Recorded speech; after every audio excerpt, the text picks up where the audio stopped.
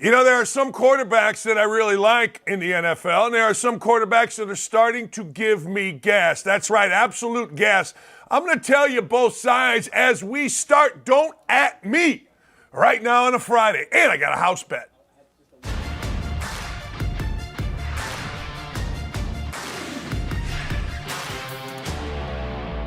All right, ladies and gentlemen, don't at me. I am here. I'm wearing my Cubs jersey. They are 3-10 in their last 13, and they're trying like crazy to fall out of a wild card spot. My leadership is important, and when it comes time to lead, I've got to step up, and I am. All right, let's talk about NFL quarterbacks. NFL quarterbacks are all the rage. I saw yesterday or 2 days ago, they had one after another on SportsCenter. Oh, it was the NFL Network being interviewed. Thursday is quarterback talk day.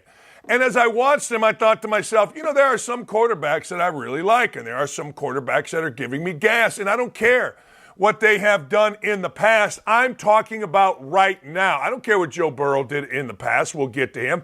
I don't care what Lamar Jackson did in the past. We'll get to him. But I got to tell you, here's the quarterbacks that, frankly, are giving me some gas, and one of them is Joe Burrow.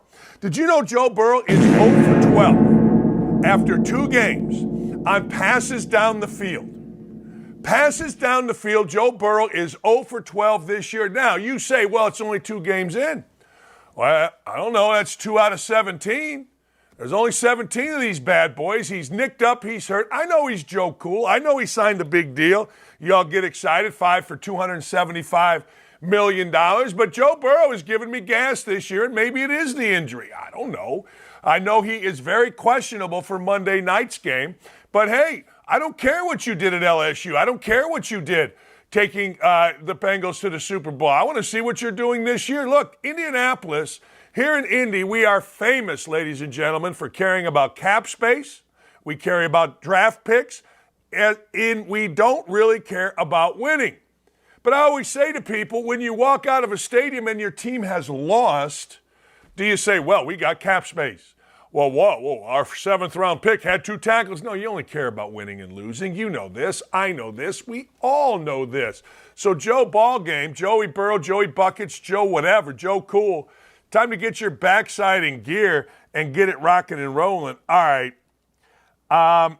Mac Jones. Mac Jones, I watched him the other day. I want to like Mac Jones. I just do. Mac Jones is a guy that when he was at Alabama, he waited his time. He ended up winning a national championship. Great. Fantastic. There was a time, ladies and gentlemen, if you think about it, Alabama had Hurts, Tua Tagovailoa, and Mac Jones. Now they got, I don't know. They got nothing. They got Squadouche. They got Buckner from Notre Dame who couldn't really play at Notre Dame anyway.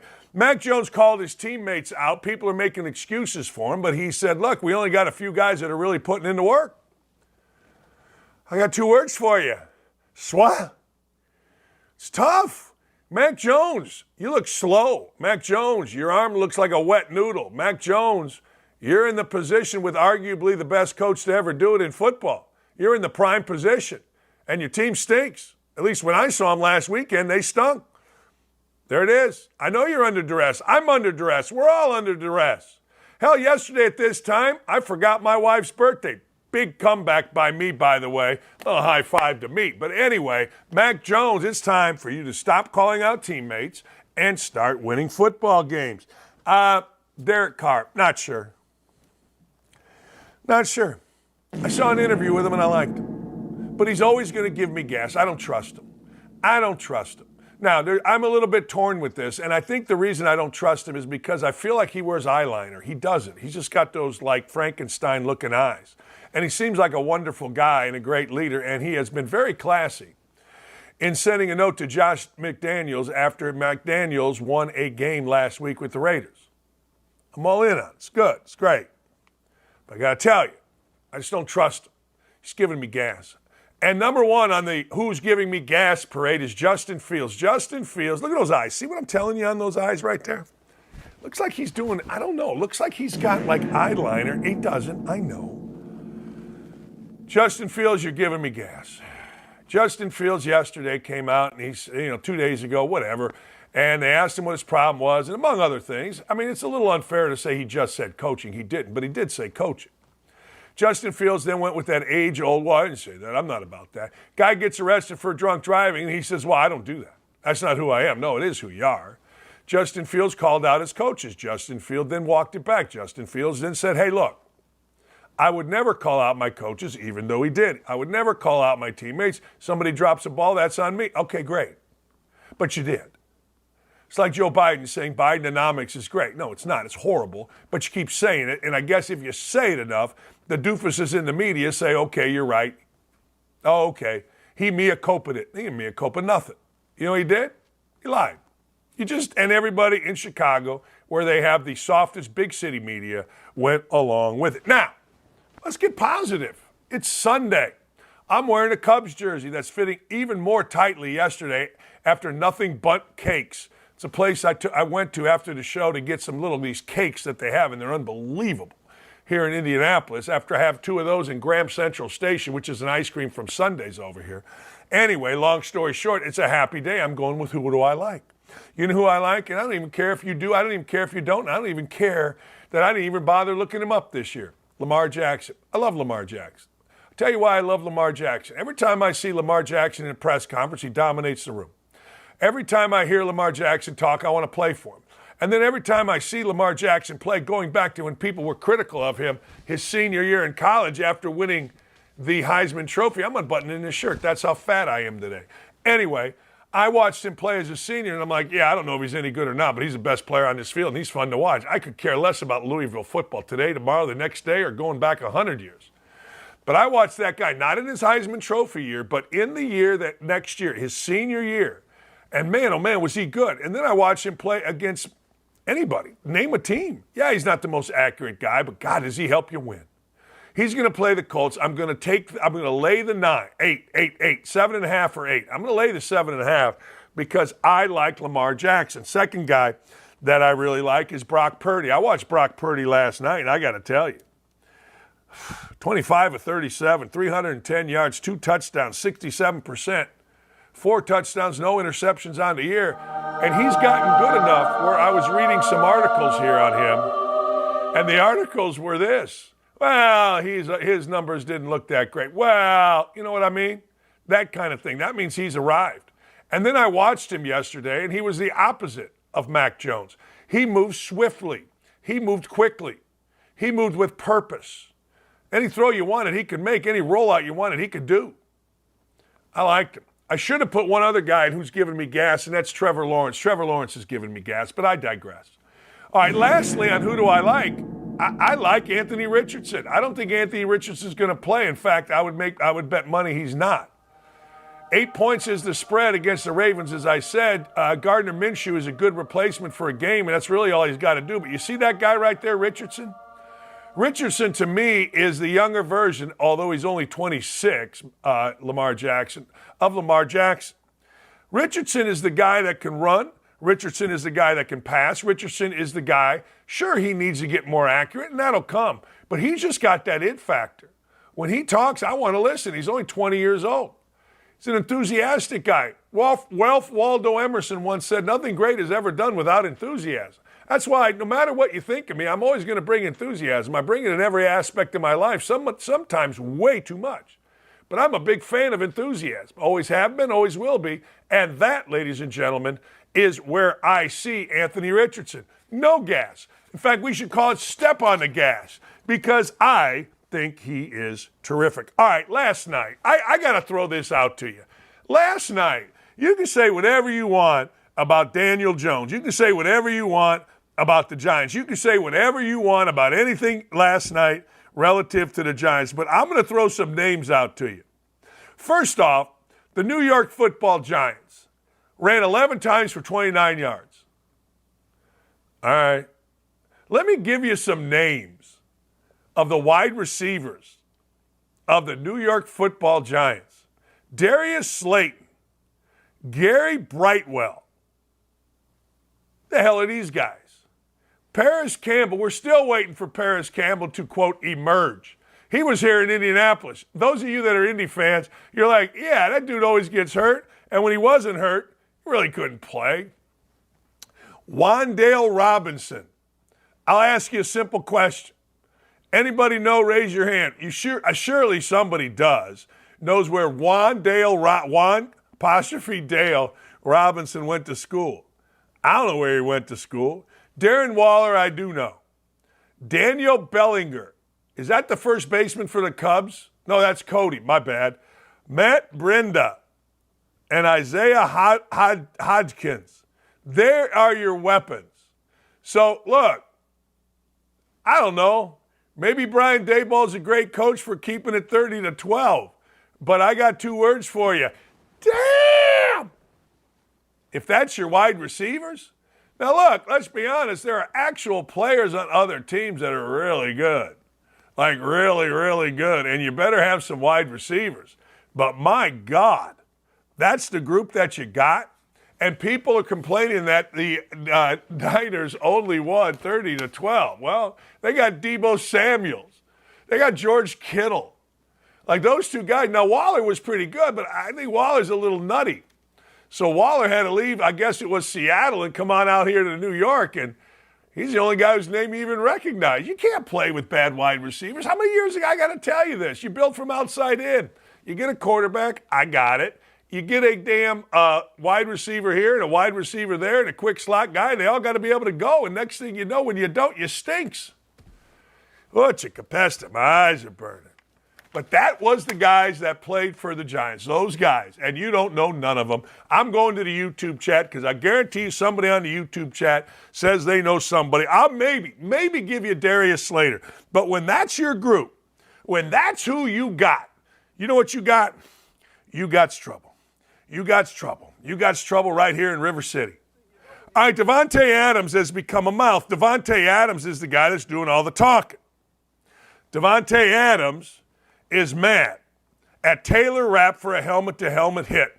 Learn how to play the game, Davonte Adams says. Let's hear from Davonte Adams.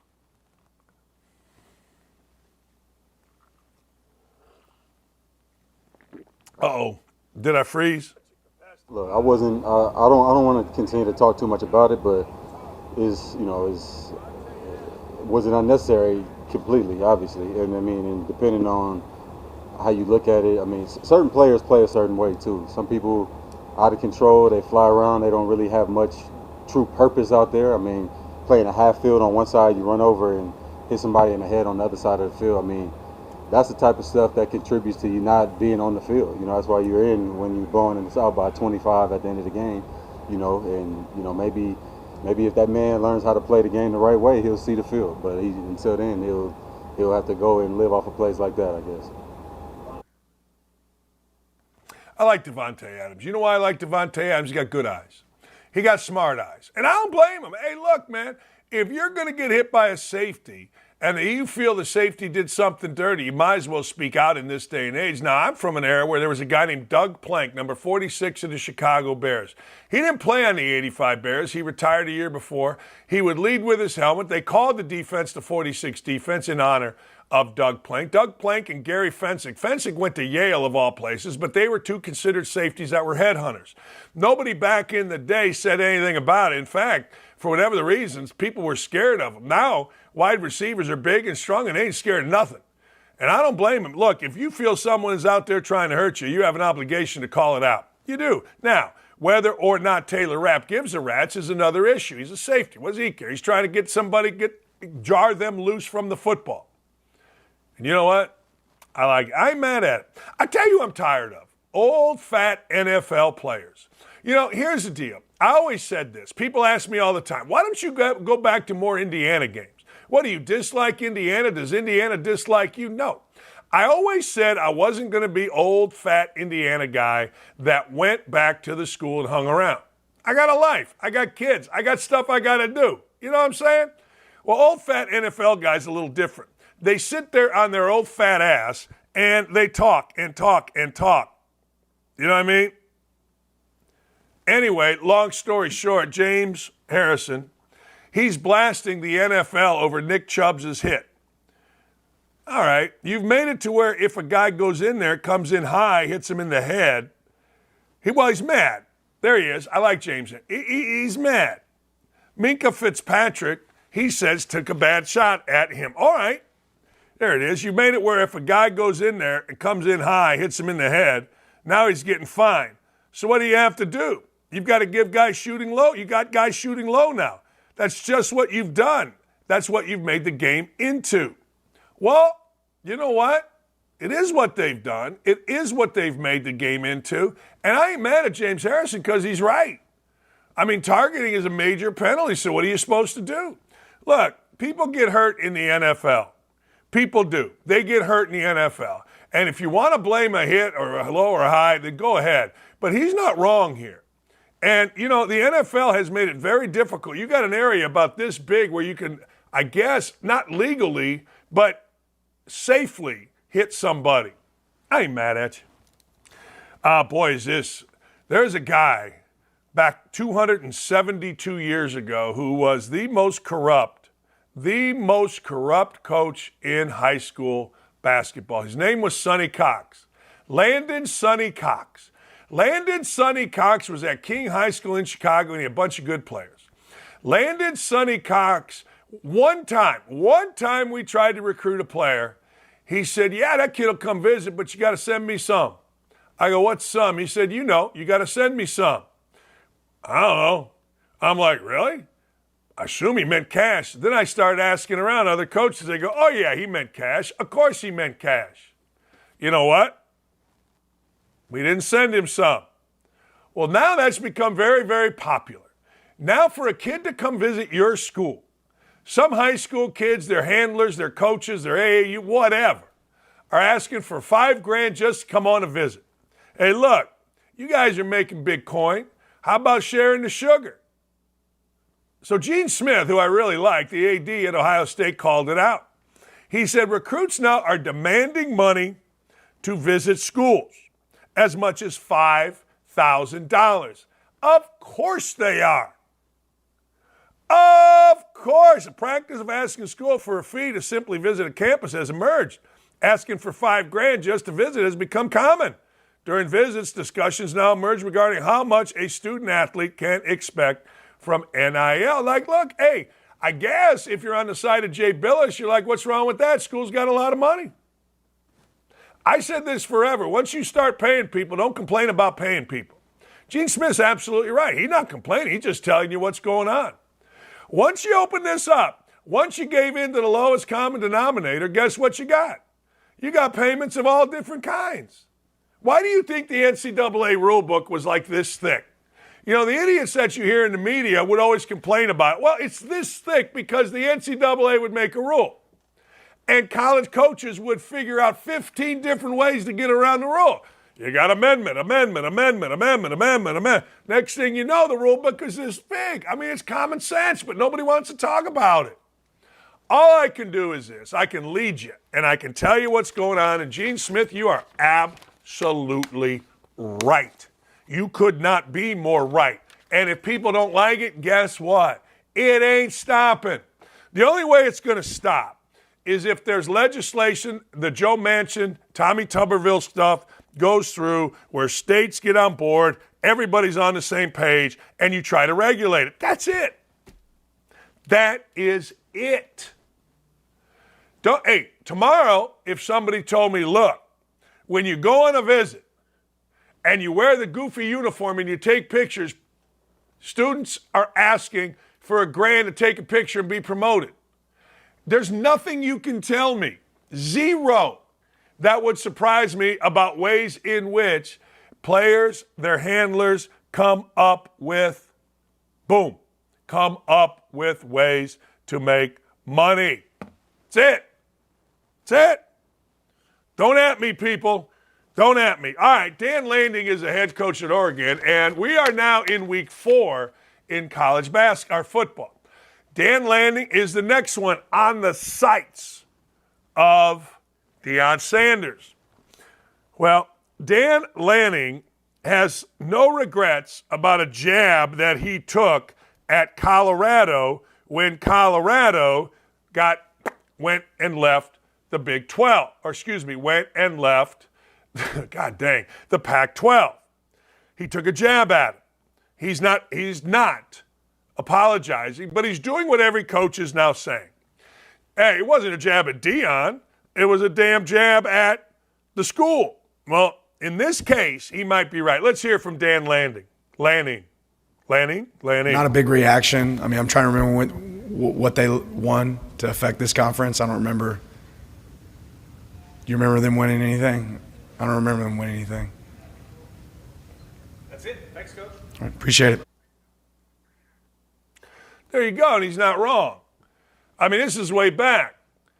And a slide on Deion Sanders, but I love the fact that Coach Prime is making it a slide. I do. You got to. You do anything you can do. I tell you this all the time. You got to do anything you can do to get your team right. Anything you can do to get your team and put them in a position where there's a chip on his shoulder. So here's what Lanning said yesterday. Just given the way that Deion's used a lot of bulletin board material, do you regret at all what you said at Oregon Media Day back in August? No, I don't regret anything that I've said, for this program. At the end of the day, obviously, I wasn't talking about Deion's team. I'm talking about the past and the future for our team. But if that serves as material for them, great, right? I don't think it's going to have any bearing on the game and the success of the game. Yeah, I agree with him. Look, you can get it anywhere you want. And certainly they could do that. And certainly it's probably on a loop in the football building at Colorado. I don't think there's any question about that. Because that's what Deion does, and it's smart. He should. Every coach, I'm looking you right in the eye, every coach, whether you like the coach or you dislike the coach, is always looking for a little advantage. That's what they're looking for. A little advantage somewhere that can get their team over the hump, to the hump the hump, whatever. So I don't blame Deion for doing that. Now, Lanning's in a little different spot. The three schools that Deion's team played are good programs. I mean, let's be honest. You go down, you beat Tennessee, you beat a historically powerful program in Nebraska, and then you have an absolute bloodbath brawl with your rival. That's three damn good wins. Might be the three best wins of any team all year. But Dan Lanning is, he's dealing from a position of strength here. He's got a better team. He's got a more experienced quarterback.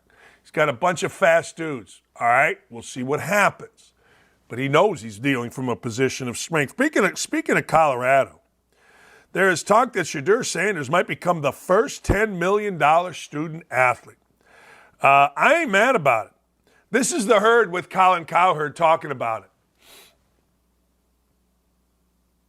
So Shedeur can think to himself, listen, I'm going to be with my dad and Travis and give this another year. And there's every reason to believe that he could be the number one pick next year. Now, whether it's all just about where you're picked, I'm not sure. But this NIL thing is, by the way, you see the numbers of these broadcasts. We think of NIL like, oh, yeah, he can make a couple $1 million. I think Shedeur might be able to make $10 million. Well, it's the most streamed game in the history of ESPN. Now, they didn't have streaming in the 60s, 70s, 80s, so it's not TV numbers.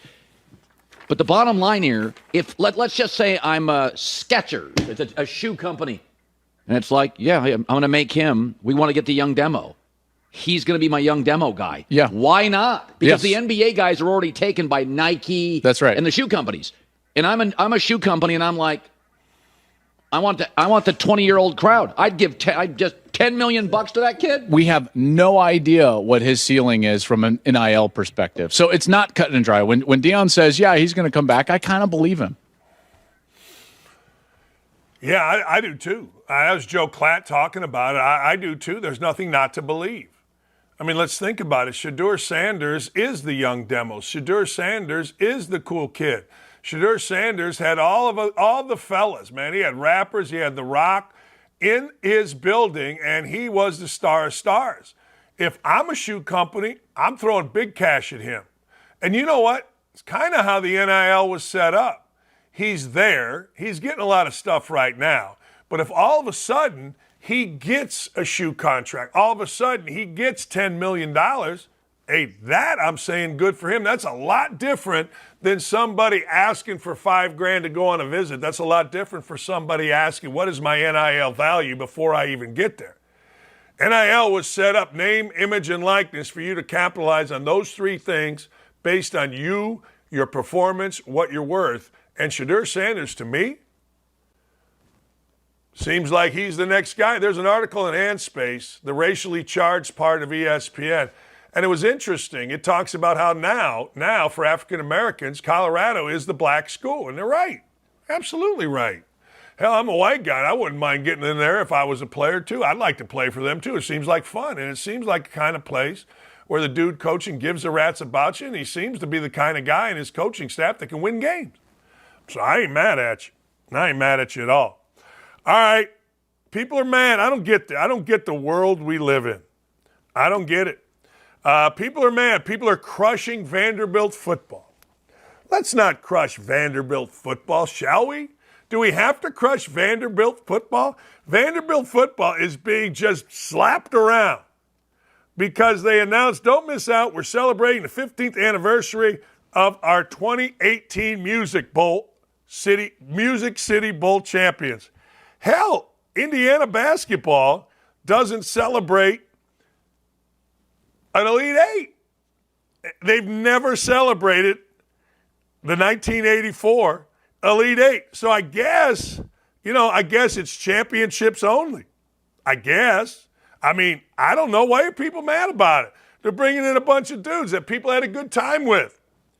You know what I mean? I mean, what the hell? People are mad, though. Let's go. Let's break this down. Who in the hell celebrates the 15th year of something? Always celebrate in the year ending 0. Who the hell celebrates the anniversary of a Music City Bowl win? Yeah, you do. Yeah, you do. I mean, look, I did a basketball game, Purdue at Northwestern. Purdue at Northwestern at McGraw Hall or whatever the hell they call it, Welsh Ryan Arena. And they were celebrating Northwestern basketball players of the past. Now, you got to understand something. If Northwestern in the past won 4 games in the conference, it was a major year. So they had all these former players, a bunch of guys that I played against, I was talking to. It was fun. And I looked over at one of them, our friend Timmy Doyle, and I said, damn, T. Doyle, a lot of losses on that field, on that court. And he's just laughing, right? Well, it's true. A lot of losses. Well, so what? You got a championship, you got it.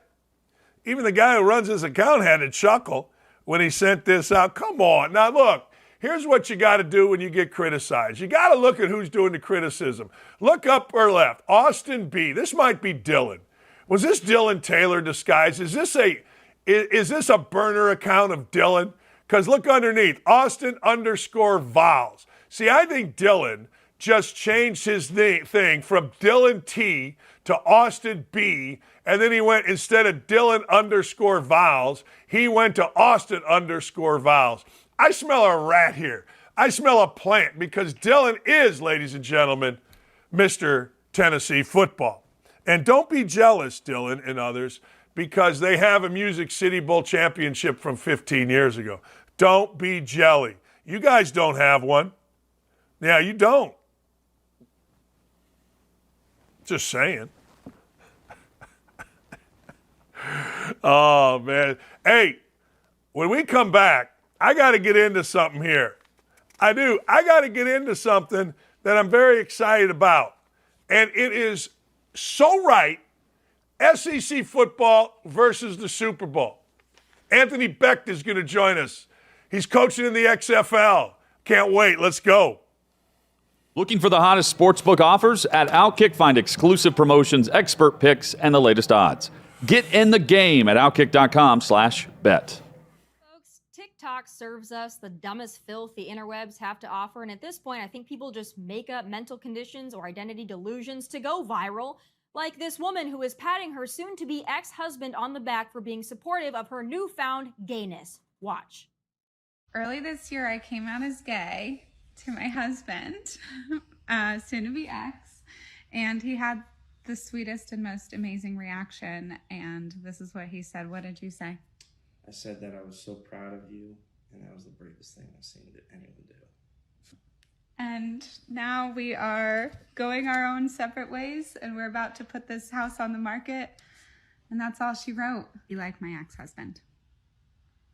Be that good of a person.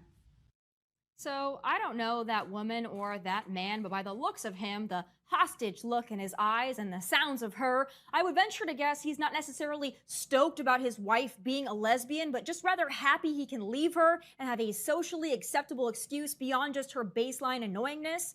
But why on God's green earth would this woman post something like that as if she's celebrating or gloating about it? Furthermore, I hope she doesn't get a dime in the divorce because she misled him. He should honestly cite fraud and take possession of whatever she has of value, which doesn't appear to be much outside of maybe that sterling silver on her nose ring. But anyway, not the point. The point is, we have entered into a weird space in 2023 I really can't even keep up anymore.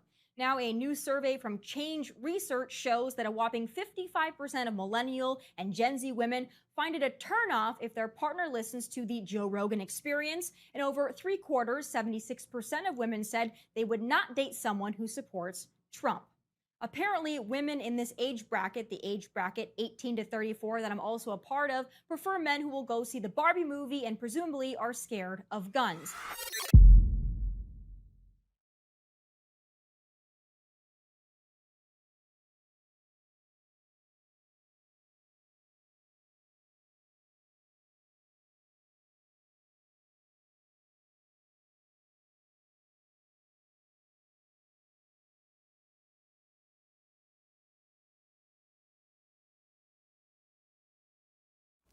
See, this is the good stuff right here. You get to talk to guys that played for a long time in the NFL. They're coaching. Their kids are involved as quarterbacks. Anthony Becht joins us. Hey, you're in Ames, Iowa.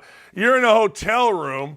One of the great things, my son played at Ohio State, played basketball at Ohio State and Michigan, and I miss those days where you're bitching about having to travel somewhere, watch a game. You know what I mean? What a blast you're having as a dad, right? Yeah, it is. It's great. Not as many games in basketball to travel as versus football, which is nice. So we, 6 away games, we come to the home games. It's a great experience. Being a guy that played a long time in the NFL and went through my path, I've never been more nervous. Even as a coach, I've never been more nervous watching my son out there play, but truly proud he does something that I love to do at the highest level. And I can't wait to continue to watch his journey. Well, let me ask you a question. A lot of people, we were just talking about Shedeur Sanders being maybe possibly the first $10 million NIL guy.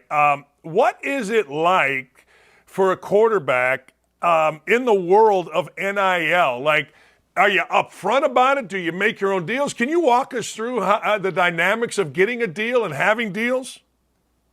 Yeah, I don't know if we're in the Sanders realm. I don't think anybody is in his world, but I think when you're in, let's just say for an example, in a quarterback position, you're going to get things in front of you. One, the school, one, the outside kind of companies or whatever that may be. A lot of these quarterbacks have some people that help. Obviously, I have a lot of great relationships over 25 years within football that I've been around that can help kind of put some things together, help give the right advice. And of course, I can give the best advice, right? So it's a little bit of mix of both. I think what I tell Rocco in general is, man, you got to do something first before you ask for anything. So if he gets some things presented to him, that's one thing. But if we want to go out and get some things, I said, you got to go out and perform on the football field. So it's easy. But again, it's unbelievable, some of these numbers that you hear from some of these kids. But, as long as they're taught, and they understand. I don't think anybody understands, even if, when you come into the NFL or any professional sporting league, how to handle money. That's a lot of money to be dealing with as a college student. As long as it doesn't take you off the course and the path, that's the biggest thing. You got to have a little bit of my son's a little old school, Dan. I try to teach him some of the old school ways so that when he got to school, he kind of could stay focused and stay in the right realm every single day. But it's hard when you get a lot of money, like $10 million, Rolls Royces and things. You got to have some really good guidance around you. And it looks like Sanders does, but it also can tail you down a different path sometimes as well, and kind of pull your focus away from certain things. In your experience, like, people don't understand, I don't think. I've done basketball games there for ESPN, Ames, Iowa, played there as a player for Indiana way back in the prehistoric ages, and it's always an incredible experience. Ames, Iowa State is an incredible town. I think that Sanders did something that, Campbell did there in Iowa State a year or two ago, which is kind of awake a sleeping giant, no? Yeah, absolutely. I mean, Iowa State's football tradition over the test of time has not been great. But you're right. As far as when you look at what Campbell has done over his tenure, it's been incredible. They continue to put out some top NFL draft picks for the last 4 or 5 years now. They built, I think the one thing that he hasn't gotten off his path as far as these transfer portal kids and guys coming out from other schools. Now they'll bring in JUCO players and things like that, but they are a developmental program. Again, I think you always have to be with the times. You have to change with the times. You have to be open to at least examine everything that's on the table. But again, they develop kids. That was a big reason why, Rocco came to Iowa State, is because I love the values Campbell presided to his team, his players, his coaches, the fan base. That's someone who I would play with. And that's kind of the mentality of a coach that my son was looking for. So, you get a little bit both. Now, are they maybe not as want to be all in on the NIL or different things like that? Well, look, again, adapting with the times. If you want to stay and be a great coach and you want to stay in the realm and be relevant, you have to just stay on top of everything that kind of comes your way, and you gotta weed through it all. But himself and you look at what Prime has done with Colorado, man, it's just getting kids to believe, getting kids to go out there and believe what they're doing. I can tell you this, Colorado, many people have talked about their roster and what they have. I mean, they don't have a premium roster. Prime's first one to tell you, we don't have the guys in the trenches, but he gets them to believe. He's got players on the field that can get it done. He gets them to buy in. We'll see how they are against Oregon and USC. But hey, I mean, at this point, they're the talk of the town, and those are kind of the developmental coaches that, really draw a kid in, like Campbell, Sanders, and some of these other coaches that build up these programs. You know what's interesting about Colorado, and again, I understand I'm old, and Nebraska back in, the 90s and certainly the 80s when I was in college was dynamite. But still, you go down the road and you beat TCU. Now, maybe TCU is great, I don't know, but you beat Nebraska, and then you get the hell beat out of you in a street fight against Colorado State. I'm listening to people say, well, who've they played? And I'm like, hold on here a second. Have a little respect for these places, because those are programs that have been established and they beat them. Hey, you're talking about 18 to 22-year-old kids, right? Going out there that, it's hard to get, 11 guys on offense and defense to do it properly every single play and to go in there and live up to the expectation, the pressures. This team was 1-11 or 1-10 last year. Hadn't had a winning program in how many years? And all of a sudden now they're kind of thrusted out. There's a lot of pressure for kids to go out there and perform. And I think you're learning, Shedeur Sanders is one of the players, but you've seen some receivers, tight ends. There was a tight end, number 87, that caught a bunch of huge balls for that football team against Colorado State, and nobody even knew who he was. I think he played 1 year of high school football. So, again, it elevates everybody. And you're right. On any given day, especially when you're playing Colorado, that everything rises up, right? Everybody wants to beat you. All the talk, all the out front, the cameras, everybody, they love what's going on, but, players maybe envy, coaches maybe envy, and they want to really throw the best at you. So they're going to get that every single week. So you're right, to be 3-0, to beat, teams on the road in front of a national stage, not just the fans, but 10 and 11 million people that are watching their games. It's been impressive to watch. I mean, all those kids, top to bottom. You're coaching in the XFL. You're the head coach. St. Louis has the highest attendance. St. Louis lost the Rams. Is there any talk about the NFL possibly coming back here, or is that not something discussed? Yeah, I'm not sure. I mean, Dan, you look at the landscape of the NFL, 32 teams, how does a 33rd, 34th, 35th, I mean, how does that really fit in? And you can't really pull in 4 more teams at one time. So St. Louis has been great. It's been an honor for me to be their coach for that city. I'm glad they picked me for that city. I've been also a side ticket director, promoting this team, trying to get as many tickets and fans out there. And you're right, we led the way. We paved the way. Our 5 home games were the largest attended spring football games in the history of spring football, starting with 39,500 our opening game. So just proud of that, man. And it's great. It's great for the league. It's great for our players.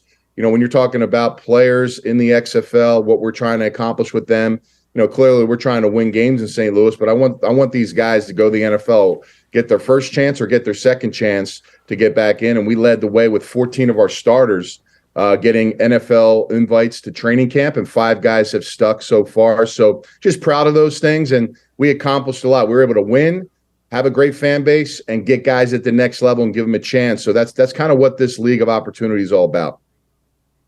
Yeah, it's really, really cool. I can't let you go without talking to you about the New York Football Jets, the team that drafted you. I mean, a little deflating, but that's football, right? 4 games into it, next thing you know, the guy is gone, Aaron Rodgers. It's a lot deflating, Dan. Trust me. It's, I was at that game. I do the pre and post for the Jets, and when I got up to the press box, I mean, you just saw the emotion, the fans, Aaron coming out with the flag. I mean, it was electric. I had not seen that.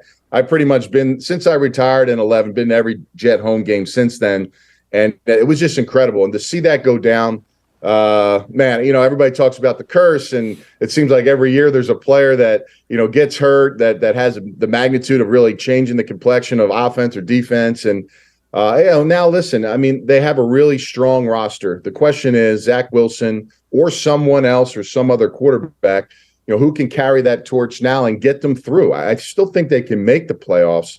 But, Zach has to speed up his process. Everybody's talked about what he's learned. Well, he's only had an offseason with Aaron. So mentally, maybe some of the assignment things are there that, he's able to raise his level. But ultimately, between the ears, man, he's got to be able to go out there and do it. That's the hardest part about being a quarterback. You can run, you can throw, you can do all these things. You can jump a great vertical. But between the ears, man, that's where it counts in really any sport. He's got to be mentally strong. He's got to be able to fight through mistakes. He's got to be able to lead. Okay, that's another thing that we're waiting for him as well to take over this football team. So they have that bye in a couple weeks. They'll probably ride the storm and see what he looks like. See if he can, really starts with the Patriots this week. If they can, win this game at home. But again, I think everything's on the table for them. The problem is what else is out there on the streets. I don't think any team's going to give up their backup quarterback unless they fleece the Jets, right? So, what are you trying to do here to really get this team in a position where you can at least maybe squeeze in the back door of the playoffs? So, a lot of good players on the roster, but as well as I do, that quarterback, you're going to need a guy to make some throws throughout the season. And right now, they're kind of treading water at that position.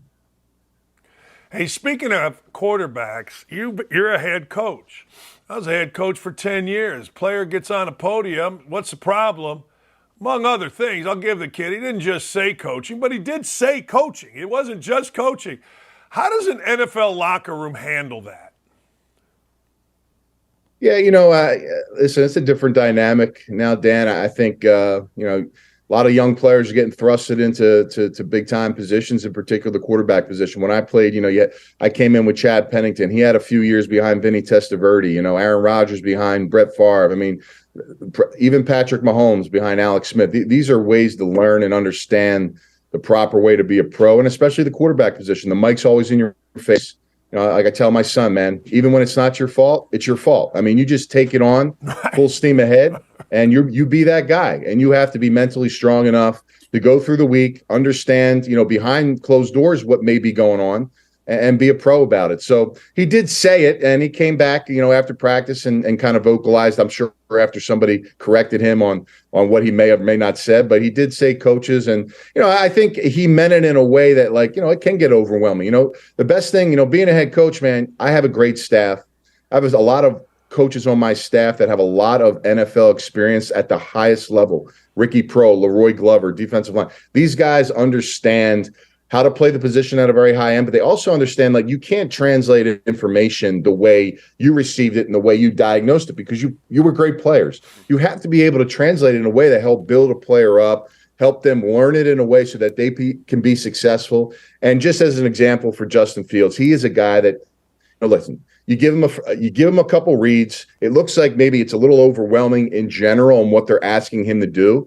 You don't have time to get to the third read sometimes in the league, especially if your line isn't great. But let him be a playmaker.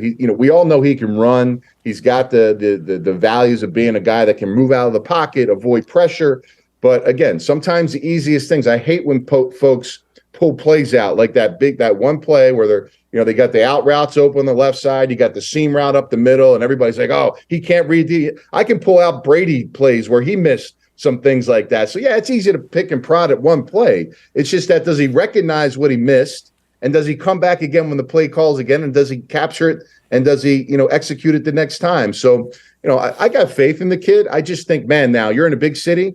a lot of pressure. Everybody's putting it on you, man. New York, Chicago, these are places, man, where you have to handle some thick questions. The context can get twisted, and you got to make sure it's like, keep it to a minimum what you say, or, don't say anything at all, especially when you're a young quarterback, because if you're not winning football games, Dan, they're gonna make it seem like you said whatever they want you to say. So that's just part of being it, and you got to be able to handle that. Last thing before I let you go, you're a professional athlete. I was not. But I got to tell you, if I was a professional athlete, I don't know if you saw this yesterday, but Stephen A. Smith threw the first pitch out in Yankee Stadium, and he threw it about as unathletic as you could possibly throw it. So every time Stephen A. Smith said the thing about me, if I was Kevin Durant or LeBron James or you or anybody else, I'd rip his ass. I'd have that thing on a loop. Talking about, what the hell do you know? You averaged 1 point at Winston-Salem, for crying out loud, and you threw a ball like you'd never thrown a ball, unathletic. That's what I would do, Anthony. I don't know if you saw it, but I'm just throwing it out to you. Dan, I didn't see it, but I can tell from experience. I played all 3 sports in high school. I was a catcher. I played baseball. I was in the Babe Ruth World Series at 13 years old. And I threw the first pitch out twice, once in August and once last spring for the St. Louis Cardinals. And I thought I had it down, man. I was like, yeah, I played this game. And it was not a pretty sight when I threw that baseball. So I guess I got some sympathy for both of you guys on what you're trying to do. Obviously, I didn't see, you weren't trying to, maybe he's just calling you out without seeing your skill set. But on the other side, I'm sure Stephen A. hasn't thrown a baseball in his entire life. So you go in there thinking, okay, I'm an athlete, I can do it. But then you go out there and, I think there was, 10,000 fans, half the stadium was full when I did the pitch, and it wasn't a pretty sight. So I guess I'm a little empathetic for some of those things. Yeah, I threw one out. I told the guy, I made a $100 bet with a buddy of mine. I said, I asked the guy, I said, hey, put the gun on. So I told him I could throw it 68 miles an hour. Like, I'm 61 years old and got a reconstructed shoulder. I told the catcher, I go, look, man, I ain't messing around here. I'm firing this thing. So I wound up, I fired it. It went right past the dude and almost just took a guy's sack out. That was a photographer behind home plate. Damn near got him in the balls. But it was 67 miles an hour, and I won $100. There you go. Ha! Yeah, my mentals got off. I remember when Jeter told Bush back in the day in the Yankees game in the World Series, hey, man, the advice he gave, don't throw it in the dirt. All right, that's just the one thing you want to do. And that was just, for some reason, that mental picture wouldn't go away in my mind. So I needed like a sports psychologist before that pitch to get it done. Little behold, the ball goes in the dirt. But I had a good guy. He scooped it. It looked good. So depending on what angle you saw it, it either looked like a strike on the outside or, a slider coming down. I just told everybody I was just throwing a slider, Sure. man. It was the perfect third pitch to strike somebody out. Yeah. Yeah, no, I get it. I do. I totally get it. Thank you, man. I hope you'll come back. Thanks for the time. Thanks, Dan. Thanks for having me, brother. That was a lot of fun. Anthony Becht, he is the coach in St. Louis. In St. Louis, you get $39,000 for an XFL game. You're rolling, man. I mean, I'm just telling you, you're rolling.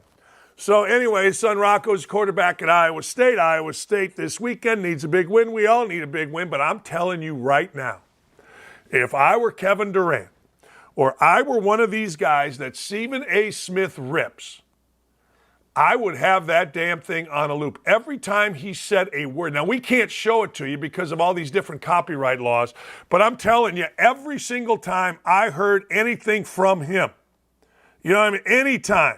Anytime, I would, honest to God, I'd have it on a loop. I would.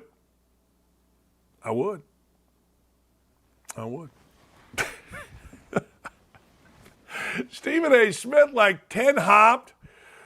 What the hell? Come on, baby. Come on. Look at that. But he's got the audacity.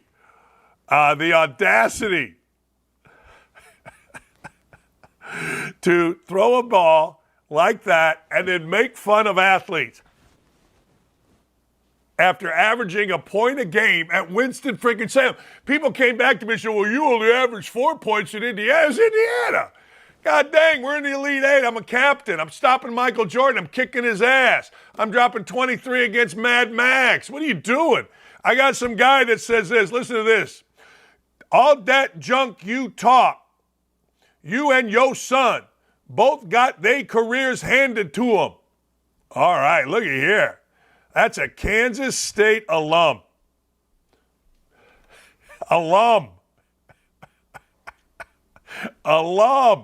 And he's showing a video of me kicking Michael Jordan's ass. You can't make this stuff up. Look at this clown. Now he got to smile, and all his little friends said, they'll make fun of him. But I can't take this guy seriously. He talks about basketball. I know he doesn't know nothing, but he talks all that crap to all these athletes, and this clown can't throw a baseball. Like 50 Cent. Oh, man, you funny. You funny. Hey, the Crown Prince of Saudi Arabia doesn't care if we care about his sports washing. He don't care. Why does he care? I wouldn't care. Seriously, so Saudi Arabia basically owns everything. Saudi Arabia owns the world. So I told you this before. Arkansas, middle of campus, big fountain. Who donated? Oman and Saudi Arabia. Who's mad? Liberals. Who cares about liberals? We're mad. Saudis are coming in. We got something to bitch about. Look at this. If sports washing is good to increase my GDP by 1%, then we'll continue doing sports washing. I don't care about the term. I have 1% growth in GDP from sport, and I am aiming for another 1.5%. Call it what you want. We're going to get that 1.5%. That's Mohammed bin Salman on Saudi Arabia's investment in sport. That's exactly right. Hey, I'm not saying it's good. I'm just telling you, you can call it name. We call things names. Like we call people and we call things names like they matter. Well, they're sports washing. All right. Hey, man, our GDP went up 1%, which is how many billions? Serious. Well, that's sports washing, and we don't have it. And if you support sports washing, then you're they don't care about names. Nobody cares about little pain in the ass names but us here in the United States. That's it. That's all. Little pain in the ass names. We care about, this name, that name, this. You didn't call me LGBTQRXTAY2. You didn't call me by the right name. You made a circle with fingers. That's racist. We care, and these guys are laughing their ass off. I mean, they are laughing their ass off. I mean, laughing. Honest to God. Yeah, you guys keep worrying about terms over there in the United States. We're going to buy up the Yankees. You guys keep worrying about, we're trans, you're not trans, you're trans, we're not, and yeah, we'll just keep buying up your stuff. I mean, we're so stupid, and we worry about the dumbest things ever. It's sports washing. We make up names. You're doxing. You're making up names. We just make names up. You're homophobic. You're transphobic. Just make up names. Don't make up names. What are you doing? It's true.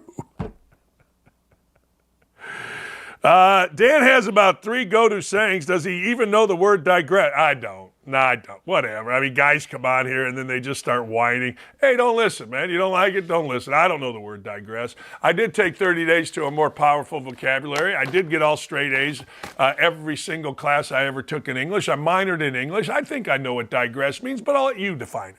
Jesus, people are idiots. Boston College suspends its swimming and diving program because of hazing. Now, look, I don't know. But you guys, we got to do what we got to do here in colleges. But you and I both know this. You know that everybody is going to now have their ass covered because everybody does not want there to be hazing of any kind. I said this the other day. I don't give it. You guys can tell me. You guys can tell me that a coach should know about everything. Well, okay. All right. Well, a coach doesn't know all about everything. And if something happens outside the building, then I got to tell you, I may not know what it is. I may not know what my players are doing. I may not. I'm sorry. I may not. So BC is giving a clarification. They've suspended, consistent with the policies. We've suspended. They didn't say anything. Once the investigation is done, then we will have further comment. But the program is suspended. Hazing had taken place within the program, and we're sad about it. We will not tolerate hazing in any kind, blah, blah, blah, blah, blah. You shouldn't. Okay. But I don't want to hear how a coach is bad. Now, if it happens in your locker room and the coach finds out about it, then you got to act on it. But honest to God, this is just, we'd lose our mind. What's considered hazing? Is the fact that we had these circular showers and I looked down when I was a freshman and Randy Whitman was standing next to me peeing on my leg, is that hazing? No, and the fact that I did the same to Alfred Hazing, I'm sure it is. Oh my God, Dakich, you're the worst. You don't know what digressed means. Well, I digress. The stuff we bitch about. All right, we got an Olympic bobsledder. She ain't happy. And if bobsledders ain't happy, ain't nobody happy. I don't blame her. Look, these are serious allegations. Now, I don't like this. Now, that whole thing, I have daughters, and I will defend women. I don't like this at all. I'm going to tell you right now. I don't know what's true here, but an Olympic bobsledder is saying that she got sexually assaulted by a doctor years ago. Now, I'm going to tell you something. I don't know. I do not know.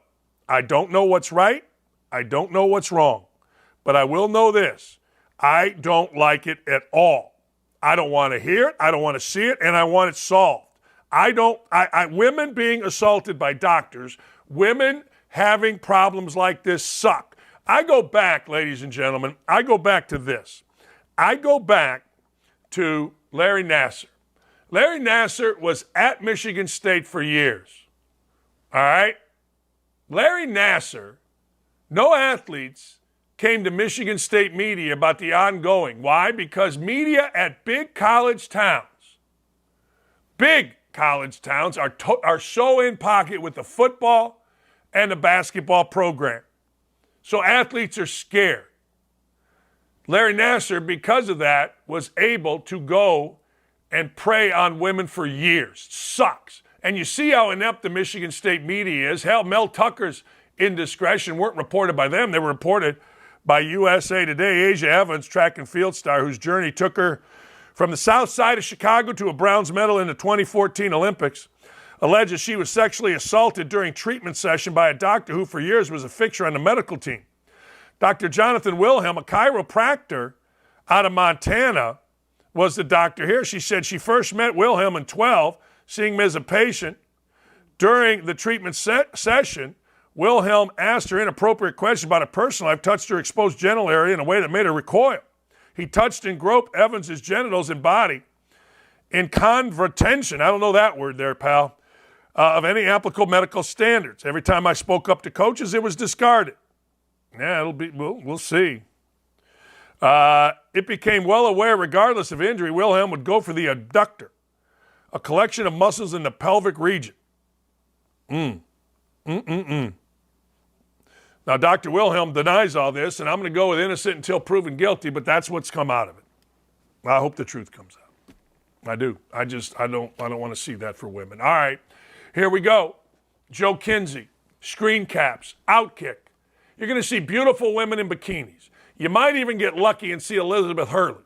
There's going to be some guy talk here. Oh, my God. Not that. Yeah, that. It's going to be some guy talk. Respectful. But here's what I always say. If women get half naked, post on Instagram, Twitter, Snapchat, it's human nature for guys to look and comment. Does that make me a pig? No. Makes me an adult male with a penis. We'll be right back. Are you looking for the hottest sportsbook offers? At OutKick, find exclusive promos, expert picks, and the latest odds. Get in the game at OutKick.com/bet. Chad, also stupid, Keith Olberman, and his response whenever Aaron Rodgers went down with the, eventually it was the Achilles, but at the time, everyone's playing doctor on social media, and he retweeted one of the doctors that said it could be a Liz Frank foot injury as well. Olberman retweeted and posted another hashtag sudden Liz Frank due to failure to vaccinate. Well, Rodgers went on Pat McAfee and responded to Olberman. Hey, hold on, there's another guy. What's the guy? Keith Olberman said that. You love him, though. Because you're not vaxxed, that's why it happened. Yep. Yeah, get your 5th booster, Keith. Anyway. He didn't hold back. And Rodgers is back on with McAfee. Get your 5th booster, Keith, is terrific. Perfect way to handle that. I'm sure he has. Aaron Rodgers said a lot in his hit on McAfee, too. He said, don't expect him to be on the sideline anytime soon with the recovery, but that he's hoping to get up in a booth. And he said he joked that I hope they give me a headset so I can at least give a few plays, call a few plays over the game with what I'm seeing. Seemed to be in relatively good spirits given the circumstances. If he's on headset. But a great line about Keith Olbermann, who has just become a complete and total caricature. Yeah, and just a loser. I just don't understand. He's playing into it too. Keith Olbermann was a really good broadcaster and good at what he did on SportsCenter, and now he's become a cartoon, and I don't get it. Yeah, and then last season, not requiring it. The season prior, you've got Rodgers who was inoculated, and Olbermann was leading the charge against him, and then soon after, the league stopped. Hey, good for McAfee bringing it up on a network, by the way, that got sued by Sage Steele because she sued them about speaking out against vaccinations. That's right.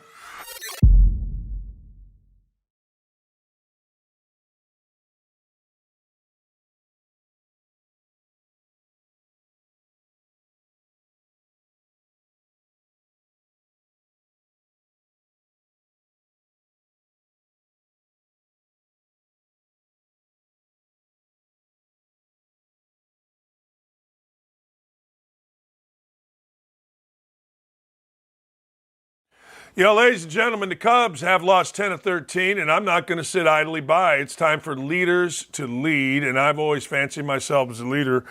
A friend of mine knew I liked Mark Grace. I did a favor for him. Actually, it was Jaime Jaquez. Jaime Jaquez, the star player at UCLA, his family stayed with us during the NCAA tournament, and they sent me a jersey signed by Mike Grace. Joe Kinsey of Screen Caps on OutKick.com. He understands leadership. He understands, ladies and gentlemen, that it's time to step up. It's late in the summer, but it's still summer. Cubs are in the pennant race. Mowing, the Thursday night mowing league is getting to its finals. Joe, you know this. It's time to get going here, pal. You know. Dan, it's the final day of summer. Final day of summer, Dan. We have to finish strong. We have to, watch the boys of summer like you're doing. We have to get the mowing in last night. It's done. Huge college football coming up this weekend, Dan. Huge sports weekend in general. You got all this baseball. You got all this college football. NFL, dialed in, Dan. Couldn't be happier to be here. Hey, did you see last night? I don't know if you saw the football game last night, but Andrew Luck showed up as Captain Andrew Luck, Civil War. I think it's Civil War, Confederate. I don't know what the hell he's dressed as. But did you happen to see any of that action? I did, Dan. I saw it this morning. I would say that I was asleep when he came on at the post game. But listen, he's alive. I know you've thought that he's a quitter, and you are going back and forth with Colts fans on this. He clearly didn't quit on the meme that was generated years ago with the Civil War Andrew Luck. Listen, it's nice to see a guy work. He could have just shown up, Dan, and just said, I'm Andrew Luck. I'm not going to make fun of myself. But good to see that an NFL guy is willing to poke a little fun at himself, have a little fun, Dan. There's nothing wrong with it. I know you and Andrew Luck are not on speaking terms, but I can support him on this one. Yeah, me too. I'm all in. I mean, look, he quit on the Colts. I don't care if you don't play. Then say you're not playing. But the lying that went on here is disgusting to me. And even though I don't really care, I act like I do. How's that? All right, Jolton Joe, what do we got here? We got beautiful women. What do we got here? Roll the tape, Dan. There it is. Here we go. What's the first one, Dan? I can't see it. Well, I don't know. I've got to pump that up. The Jets are 1-13 in their last 14 games against bird teams. How about that action? How about that? How about those stats, Dan? This Jay Kuda, I think that's how you say his last name. He comes up with these unique perspectives on stats and sports. And this one definitely caught my eye just because think of all the bird teams. I mean, 1-13. If you're gambling on the Jets and they're playing a bird team, you better just hammer the money line, Dan. You got to stay away from the Jets and birds. That's the lesson here today. Who do they even play this weekend? I have no idea. Let me ask you a question. Can you name, close your eyes, can you name all the birds team? Oh, well, I mean, Eagles, Seahawks, Falcons, that's it. What else? I'm forgetting some. Ravens and Cardinals. Ravens, Cardinals. Ravens and Cardinals. All right. Yeah. Yeah, all right. All right, roll the tape. What's next? Roll the tape. Oh, I like this one. So I follow a lot of accounts that are pilots. I follow a lot of, it's just unique stuff where these pilots go out and they draw. I get it. I'm not a pilot, Dan. I don't know how this works, but I guess they have some sort of system that allows them to enter what they want to draw in the sky. And then their flight tracker literally draws the message in the sky with the plane. So this one, I mean, think about this. You have a BYU pilot drawing beat Kansas. I think this is in Washington, right? I can't. Yeah, Washington. Yes. So I mean, think of how unique this is. This is why Screen Caps is so popular, because you can see things like this that are just lighthearted. It's a great way to wake up in the morning and see it flying piloting this plane. Joe, this got to be fake. This is too level. This is like your slide. This has got to be fake. This is crap. There's no way some pilot did this. Come on. Not fake, Dan. I'm telling you right now, I've seen too many of these for it to be fake. And flight radar, whatever they are on Twitter. This is real deal, Dan. You know what? I'm going to contact this pilot and make sure this is the real deal. Yeah, you don't know the pilot. Why? Don't come on my show. Come on my show and start lying, Joe. I know, but that looks. Lee, come here a second. Lee, come here. You got to look at this. Real. Come on, real quick. Real quick. You don't have to be on TV. Okay, there you go. Look at. You think that's real? A pirate drew that, or a pilot drew that? But no. She says no, even though she doesn't have her glasses on. That's too lined up. Bah. Real deal. By the way, the Patriots and the Jets this weekend. So, you know what? I don't know. Patriots aren't birds last I look. Roll the tape. Roll the tape. Oh, love this one, Dan. A lot of controversy over this one. A lot of people are focusing on Trump signing the woman's tank top. I want to concentrate on the forearm tattoo. Look at how happy she is to be getting inked on her forearm, and she doesn't come across as a tattoo fanatic. But I think you have to get that tattooed, right? I think this. She looks very happy that Donald signed her breasts, which actually, can I tell a story? Do you mind? No, go ahead. I have all the time in the world. So myself, my buddy Big Balls Billy, his dad, and a bunch of us, after we won a game at Indiana, we went to Nick's, went upstairs. A bunch of women started hanging around the table, which, of course, looking like this, they do. Next thing you know, they came over and asked me to sign her bra. I'm like, all right, probably be arrested today. And then they asked my buddy Big Balls Billy, his dad, to sign the bra. Now, Big Balls Billy is a huge guy, and his dad was bigger. And I've never seen a man so excited. For like the next 40 years, he talked about the evening he got to sign a woman's bra while she was wearing it. That's right. Donald Trump, man of the people, Joe Kinsey, man of the people. Dan, how many breasts have you signed in your career? A bunch. I'm not lying, a bunch. Indiana's a weird place, man. Indiana, back in the day, people liked Indiana basketball, Indiana players, the whole deal. A lot of weird stuff. I'm not ashamed to say. If somebody offered it to me, I signed it. Babies' heads, you name it. Give me the pen. Let's go. Man of the people. Man of the people. Roll the tape. Roll tape. Roll the damn tape. Oh, boy. Now we're getting serious. Well, Michaela's this woman, back. Now, go ahead. Yes.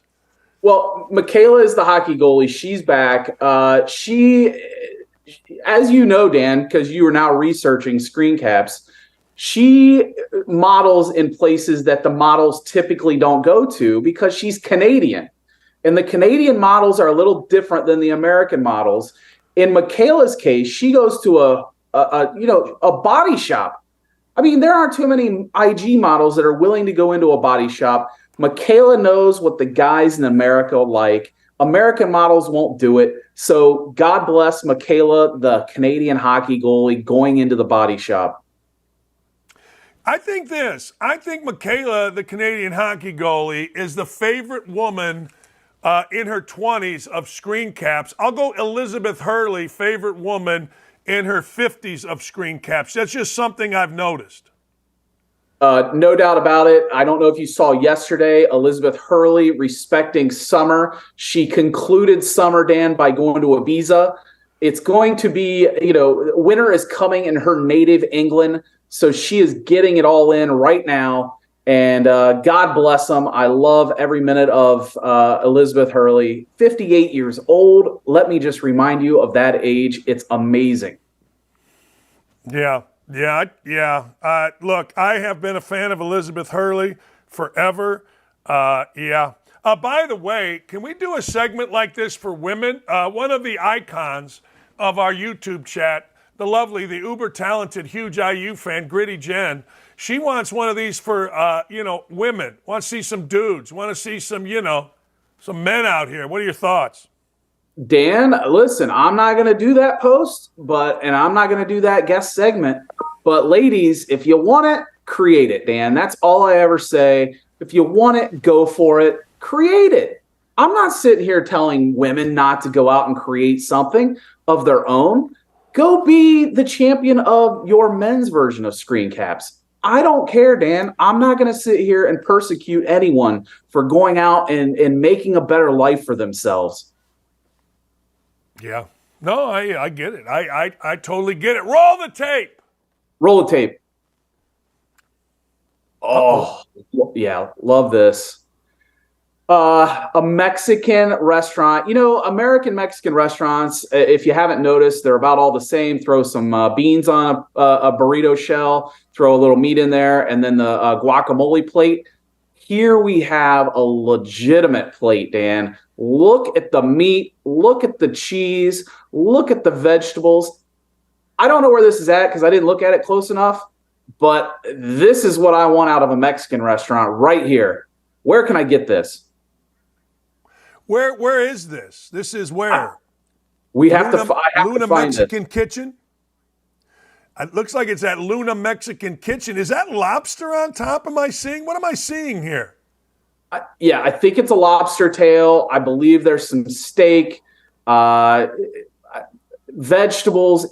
That is what I want, right? I want all of that. I can eat all that right now, Dan. Poblano pepper, I believe, is what I see there. Little cheese to dip your poblano pepper in. Yeah. That right there looks like heaven. And I may have to make a drive to Luna Mexican. I don't even know where it's at, but I'm going to go. I don't either. But hopefully it's in Indianapolis. Roll the tape. Roll the tape. Got a quick shout out to all my guys across the nation in the Thursday Night Mowing League, a phenomenon that's hit social media. Tim's seen some of my postings. Oh, yeah. We're on Twitter at Thursday Night Mowing League. We've got guys all over led by our fearless commissioner, Joe Kinsey, who lives up in south or northwestern Ohio area. We are in the midst of our playoff season right now. Only 2 more weeks in the season, and the commissioner will rank the mowers in national rankings, and I've been part of it for a couple of years now and have a lot of fun. The tweets, the videos, everything about it is a blast, and it's a hoot. If you're interested, you should check it out on Twitter at Thursday Night Mowing League. And like I said, we're winding down the next 2 weeks. It's going to be interesting to see who makes the cut or who doesn't, pun intended, at the end of the season. And shout out to all my guys in the Thursday Night Mowing League. Night's kickoff. Are we celebrating a champion there? Is that what we're doing? Dan, that is from Mike in Dayton, Ohio, who coaches basketball there at Alder High School in Dayton, Ohio. I know you know Alder High School. They were having an open gym this week, Dan, and a famous Dayton alumni, Obi Toppin, was in town. Mike was there. He was participating in the open gym. Obi Toppin stops in. And now I guess Obi Toppin is Team Thursday Night Mowing League. This is how small of a world it is. This is how powerful this brand is for OutKick. I like it. I mean, an Obi Toppin is officially a member, and he's also a Pacer, ladies and gentlemen. A lot of people are excited about Obi Toppin coming in here. What else you got? Anything else? Is that it? That's it. There it is. 15 minutes, Dan. Dan. Joe. Right on the nose. We're very punctual around here. Hey, last question. Notre Dame or Ohio State? I know where you're going with this. Notre Dame or Ohio State? I'm taking Notre Dame with the points. I don't trust Kyle McCord on the road, Dan. Notre Dame outright. Yeah, ladies and gentlemen, Joe is a big Ohio State fan. So what you just heard is a reverse psychology. What you just heard there is crap. Joe knows that Ohio State's going to win the game. But Joe is, well, he's slow playing, as they call it in poker. He's just slow playing us, people. Don't buy into it. Joe knows the Ohio State University is going to win. Joe's full of crap. See you next week, Dan. Okay. See you, Joe. See, Ohio State fans, they don't like their team until they really like their team. Like, if their quarterback is, I don't know, J.T. Barrett, then they don't complain about him. But this guy hasn't earned their respect yet. He has not. Speaking of gambling, ladies and gentlemen, PointsBet, they got it going on for you. They do. PointsBet has got it going on, and you need to jump in this right now. Risk-free betting? What? Up to $1,000 risk-free betting. It's called second chance betting up to $1,000. All you got to do is deposit some coinage in your PointsBet account, and you will get up to, I didn't say, I said up to $1,000 in free bets. If your first bet doesn't go as planned, guess what? PointsBet has your back. You get this offer by visiting OutKick.com/bet. Complete the registration process with PointsBet. Make your first bet. If your first bet happens to lose, that's when your second chance bet comes into play.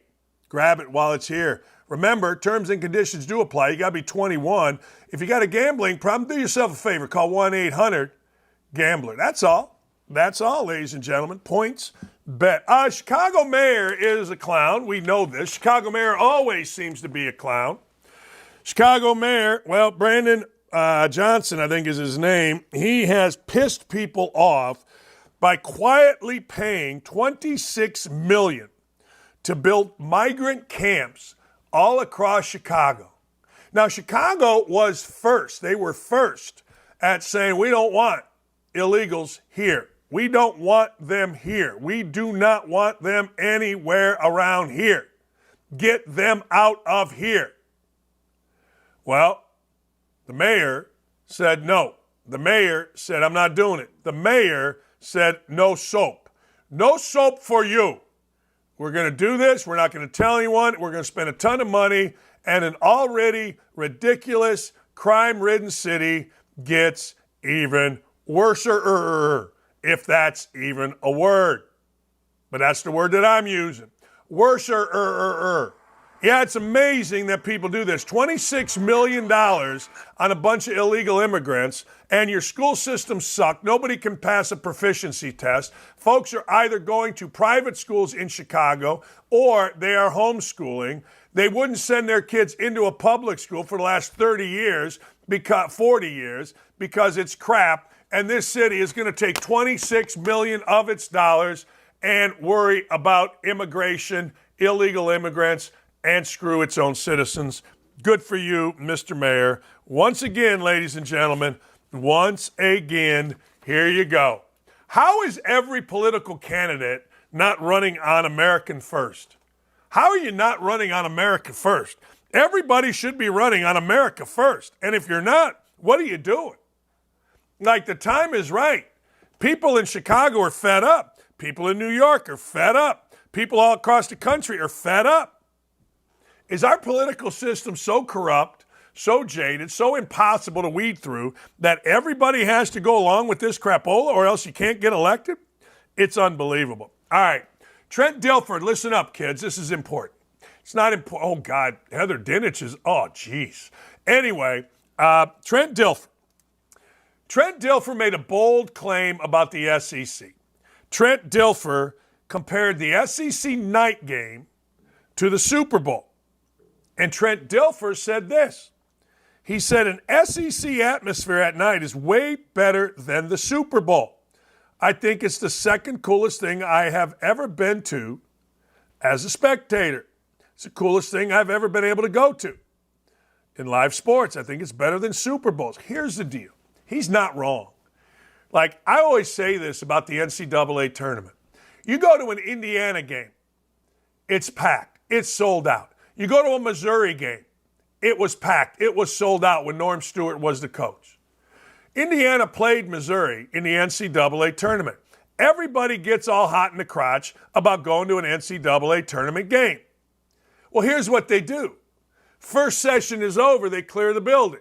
Then they bring in the second session. We're in Boise, Idaho. First session was over. Players run out there. Nothing.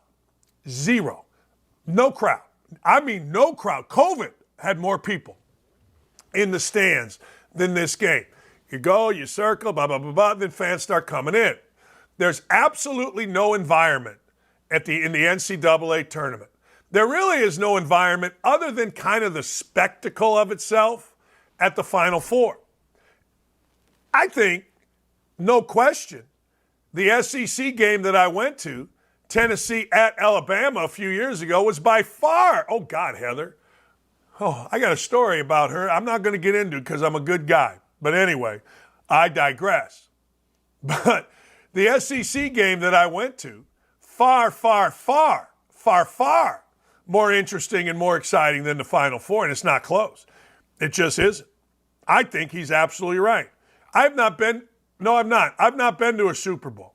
I'm sure the hype around the Super Bowl is awesome. The hype around the Final Four is great. But I got to tell you, Trent Dilfer's catching hell for this. Now, he ain't wrong. And I always go back to that game. We didn't talk about this yesterday, and we should. Here's a little bit. Stephen A. Smith. Stephen A. Smith has been branded a hypocrite by Marcellus Wiley, who I love, over his treatment of Max Kellerman and Shannon Sharp. Look, Max Kellerman had to get the boot by Stephen A. Smith because Stephen A. Smith said Max Kellerman didn't have the resume. What's Stephen A. Smith's resume? I mean, Max Kellerman was a professional boxer. Stephen A. Smith was a guy that quit at Winston-Salem after averaging a point because he was friends with Iverson, because he wrote puff pieces on Allen Iverson? Please. All right, here's Wiley. Okay, Max ain't a journalism or an athlete. Why in the hell was I here hustling you and them, begging him to come to New York to do the show?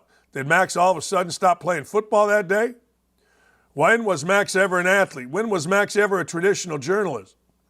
Wiley could not understand why Smith would seek to discredit Kellerman years later. Stephen A. Smith gets a salute from all, especially me, because I respect his work ethic. But right now, a lot of people are seeing it right before our very eyes. No love, no respect for your ethics. I mean, Stephen A. Smith ain't a journalist. What's his journalist? What does he do? He does work hard. I'll give him that. Stephen A. Smith also said Shohei Ohtani isn't worth a huge contract because he doesn't sell tickets. It's a bunch of empty seats when I see Ohtani pitch, let alone hit. He also told baseball fans to shut the hell up. And then he went out there and showed he can't even throw a baseball. Bunch of empty seats when I see Ohtani, let alone hitting. Angels come to town, you're not filling anything. You're not winning. I'm not giving up that kind of money to him. Yeah, he might be right, but he's an idiot. And he absolutely can say anything he wants because that's what idiots are allowed to say on ESPN once they are protected by an idiot guy named Dave Roberts. Dude can't throw a ball. Cannot throw a ball. If you can't throw a ball, guess what? Don't throw the ball. Anyway, I wouldn't listen to any of them. None of them. Hey, let's listen to Shannon Sharp's dumbass. Shannon Sharp is ripping Giannis Antetokounmpo for nepotism. Man, these guys actually think, it's hilarious to me. Like, these guys actually think, Shannon Sharp actually thinks that they're the Lord God King all of sports. Like, you got to prove something to these idiots. And they're idiots. Sharp doesn't work for Fox anymore, but I can't understand a word that fool says. And I've heard from people that work there, he just shows up with no preparation, and it sounds like it. Let's hear from Sharp. Adrian Griffin, you got a new coach. Hell, he's just getting there. Give him a chance. You gave Mike Budenholzer a chance. That's right. And you got your brother occupying 2 roster spots. Oh, we going to talk about that? You know good and well, Giannis, your brother's probably not going to be playing for any other team in the NBA except Milwaukee, and that's only because of you. So you keep talking about surrounding you with talent. There's 2 spots that's being occupied by your brothers. 2 spots occupied by his brother. Was his brother 2 people? I don't care. I will say this. It was either Shannon or Sterling were stooping one of the hottest girls at Indiana in the 90s. It was. She lived in Denver. I saw her one time. I'm like, whoa. I think Shannon was giving her the business. Anyway, I honestly don't care. When I say I don't care, I don't care. Dan, when are you going to get into your bets? Well, I do have a house bet, and that is absolutely coming up. It does. I mean, I'm just saying. It's coming up. All right, here we go. This is the greatest video. When we come back, anybody that's ever golfed, if you've ever golfed, you know the situation that is coming. It feels like more and more, no matter whether you're golfing or you're in the stands of a stadium, wherever, that people are wanting to throw hands. When we come back, I'm going to show you the greatest golf confrontation that I've ever seen, and I'm thinking that you will ever see. Stay right here. We'll be right back. You're not going to believe this video. You will not believe it when we come back. Looking for the hottest sportsbook offers? At OutKick, find exclusive promotions, expert picks, and the latest odds. Get in the game at OutKick.com/bet. What does it say to you when there's these business owners who don't understand your vision of what you have for these places? I mean, you're giving them publicity at the end of the day. Even if you're not giving them the best review on the board, you're still putting their name out there on a platform that allows millions of people to realize their business when otherwise they probably would have just remained, a smaller business. Yeah, he's a moron. It had nothing to do with how I was ranking the pizza. And he said that. He said a million things, like he doesn't want publicity. He keeps talking about it. But he just hated me. He didn't really know who I was. I'm sure it's the way his politics are, because if you go look at his feed, it's what I'd expect. It's extreme left, and those are the types of people who generally hate me before they meet me. But he said he wanted to yell at me before I even stepped in the store, so it had nothing to do with the review. And he's a clown show. He is one of the worst people. He's everything that is wrong with this country, and that's not exaggerating. But he's made up his mind before he meets somebody, picks a fight, and then the rest is history. But for me, it's good. It was the most viral thing we've had in a long time. Yeah. And have you had any other pizza owners from places you covered in the past reach out to you and say, wow, we can't believe this guy? Like, look at the great things that you've done for our business because of the One Bite Pizza review. Yeah, that's the thing that's crazy. There's a lot of things that people could cherry pick that people have said about me that be like, oh, he's a bad guy, this and that. Pizza and small business is not one of them. That pretty uniformly across the board. People like Dave, very good for pizza. He's very good for small business. It's how we're doing this pizza fest. Like, we get places that would never do it, but it's like, we like I did an interview with Lucali, which is one of the most famous pizza places there is. And they're asking Mark, the owner, is like, why'd you agree? We don't see Lucali doing this type of thing. It's like, Dave has done so much good for the pizza industry. This guy didn't care. This guy had no answers. He was just a clown.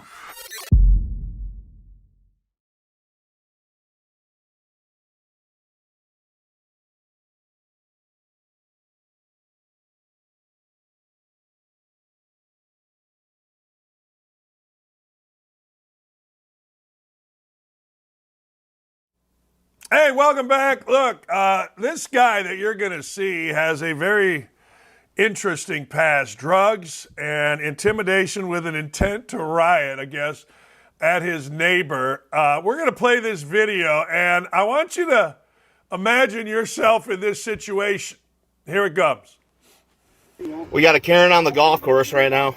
You'll leave after I don't give you a goddamn thing. I'm gonna take your clubs. Take it. This is legal. Where your Then leave. I'm not getting a fucking golf course. Then leave. I'm gonna stand here and you can complain. Goodbye. I'm not complaining. You're the one. No, you're the one that approached me and I asked you to no longer speak. You took her ball. Please don't speak to me. We're coming over. You took her ball. Bro, you took her ball. Dude, I'm not gonna fight you over. If you need money for her golf balls, I'm going to, Walter, because I'll plant you, boy. Now get the cart. Walter. Walter. Oh, here we go. You see that? Oh. That's what you spend to heaven. You want to test God? You get it. He's mentally ill. Oh. Let's move You along. think I'm mentally ill? I know you're. Been to heaven. Hey. Leave me alone. you just started doing some. I've been to heaven. You want to test God?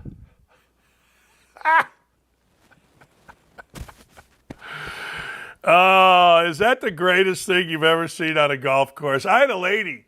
True story. I was playing Broadmoor Country Club here in Indianapolis. I was a member. My wife and I, there was a lady who took forever. She had the first tee backed up. My wife and I, we don't care. We were in a cart. We drove around, went to the second tee. All right. Got to the third tee. You know, whatever. We're way ahead. But the fourth hole, fifth hole actually, goes this way. Sixth hole goes this way. And all of a sudden, the lady starts yelling at me. And I said, hey, did you guys find a head cover? She had my head cover. And she wouldn't give it back to me. Now, this is a lady, 50 years old. I go, ma'am, can I get my head cover? Well, you cut in front of us. I go, ma'am, we're 3 holes ahead of you. What are you talking about? You guys were taking a long time. We just went around. I have 8 minutes on the tee. And then her husband started yelling at me, and I said, hold on here. Hold on. I'll listen to her, but you better be careful. And then he shut up like that. Would not give me my head cover back. I'm like, all right, whatever. True story. Seriously, true story. Holy hell, I've never seen anything like that. Dan, would you have answered the challenge? I don't think so. Like, let me ask you something. There is nothing good that comes at 61 years old from getting in a fight, particularly when you have Catholic guilt. Like, I remember punching this big football player in our classroom. Boom, knocked him across Sherry Matthews, I think her name was Matthews, desk, because he called me a bink. And when he walked into class, I stood up. I go, what's your problem, Bill? He came at me, and I threw the first punch always. If I thought I was big, and I drilled him. He went down. Substitute teacher. I started, I was going to lose my basketball career. Long story short, nothing good came of it. Then I punched a guy. I was 2-0 in college. And as I got older, I was 2-0 as I got older, 2-0-1. I got clipped one time. Anyway, as I got older, I realized, man, you punch this guy, you square off, you punch this guy, next thing you know, he dies, you're going to jail forever, and I don't need that action. So, no, I don't think I would have. I don't think I would have. I think I would have said, all right, God bless you. Keep the golf ball. Now, if he, then yeah, I guess. But no, I don't like to deal with crazy people anymore. There's nothing good that comes of it. I've told this story before. Kentucky Derby 4 or 5 years ago, our friend Vince, who's been on this show, I win like $8,000. I had to pay tax, so I got $6,300 in my pocket.